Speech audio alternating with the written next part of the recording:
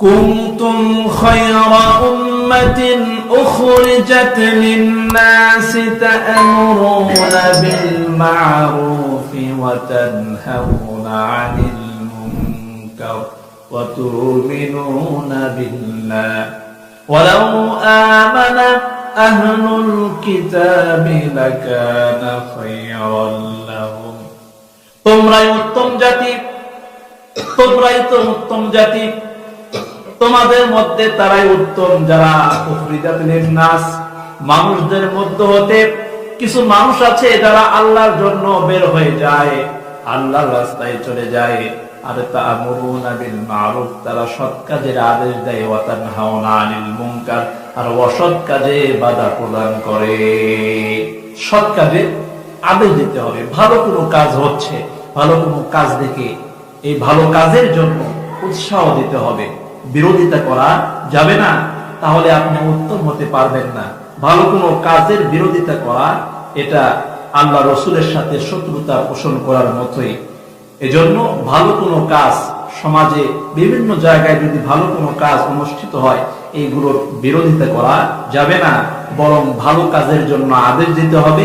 আর অসৎ কাজ, খারাপ কাজগুলো, যেগুলো খারাপ কাজ হয় এই কাজগুলোকে কি করতে হবে? বাধা দিতে হবে। বাধাটা কেমন করে দেবে? মান রাআ মিনকুম মুনকারান, আল্লাহ রাসূল হাদিস বললেন, যদি তোমরা কোন অশ্লীল কাজ দেখো ফালিয়ুগাইয়ির বিয়াদিহি, তাহলে ওই খারাপ কাজগুলোকে তোমরা তোমাদের হাত দ্বারা বাধা দাও। ফাইল্লাম ইয়াস্তাতি ফাবিলিসানিহি, আর যদি হাত দিয়ে বাধা দেওয়ার মতো শক্তি না থাকে তাহলে তোমরা মুখ দিয়ে নিষেধ করো। এটাও যদি তোমাদের না থাকে তাহলে তোমরা ওই কাজটাকে ঘৃণা করো, ওখান থেকে দূরে সরে আসো। ওয়াযালিকা আযআফুল ঈমান, আর এটাই হচ্ছে সবচেয়ে নিম্নতম ঈমান। এজন্য আল্লাহ রাসূল বললেন, সুস্থ সময়টাকে আল্লাহর জন্য কাজে লাগাও, সুস্থ সময় বেশি বেশি ইবাদত বন্দেগী করো।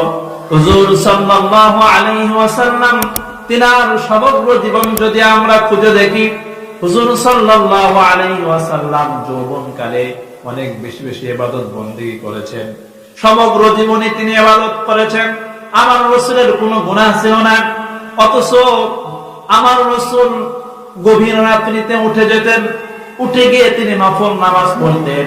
তিনি এত বেশি রোজা রেখেছেন, সাহাবায়ে কেরাম রাদিয়াল্লাহু তাআলা আনহু তারাও তাকে দেখে রোজা রাখার প্রচেষ্টা করলেন, বললেন আমরাও রোজা রাখবো।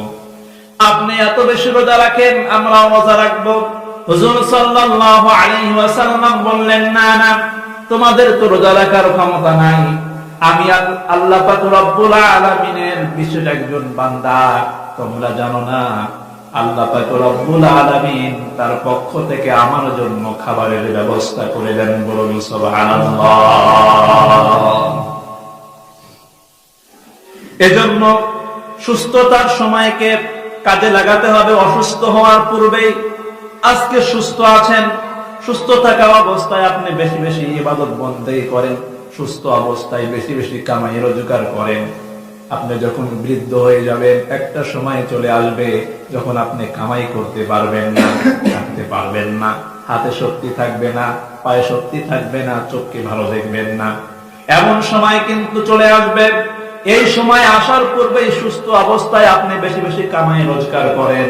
শুধু কামাই করলেই হবে না, পরকালের কামাইটাও করতে হবে। পরকালের জন্য বেশি বেশি ইবাদত বন্দেগী করতে হবে।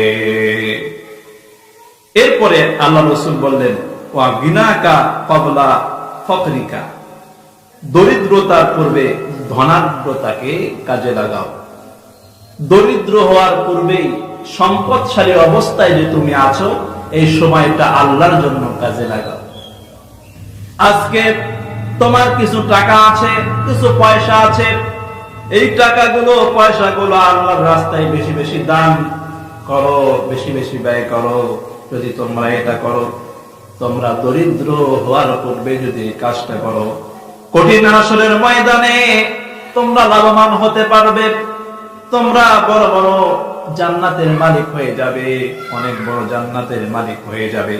এজন্য হুজুর সাল্লাল্লাহু আলাইহি ওয়াসাল্লাম বললেন, তোমার জীবনকে মৃত্যুর আগে গনিমত মনে করো। দরিদ্রতার পূর্বে ধনাঢ্যতাকে কাজে লাগাও। আজকে টাকা পয়সা আছে, এই টাকাগুলো বেশি বেশি আল্লাহর রাস্তায় ব্যয় করো, কারণ একটা সময় তোমার টাকা থাকবে না, এক সময় তোমার কামাই করার মতো শক্তি থাকবে না। ওই সময় শুধু তোমার আফসোস করা লাগবে, আফসোস করা ছাড়া কিন্তু তোমাদের কোনো কাজ হবে না। এজন্য আল্লাহ পাক রব্বুল আলামিনের সম্পর্কে বললেন, ইয়া আইয়ুহাল্লাযীনা আমানু আনফিকু মিম্মা রাযাকনাকুম মিন ক্বাবলি আন ইয়াতিয়া ইয়াউমুন লা বাইউন ফীহি ওয়ালা খুল্লাতু ওয়ালা শাফাআত। ও ঈমানদার নারী পুরুষ, আমি তোমাদেরকে যা কিছু দিয়েছি এই সব কিছু থেকে তোমরা দান করো। সেদিন আসার পূর্বে যেদিন কোনো কেনা বেচা চলবে না, যেদিন কোনো কারো পক্ষ থেকে কারো সুপারিশ কবুল হবে না। দুনিয়ার বুকে একজন বিপদে পড়লে কিছু ভালো মানুষগুলো তাকে সুপারিশ করার চেষ্টা করে, কিন্তু কঠিন হাসরের ময়দানে সুপারিশ করার মতো কেউ থাকবে না। হ্যাঁ, যদি সুপারিশ করার অনুমতি দেওয়া হয় তাহলে পারবে।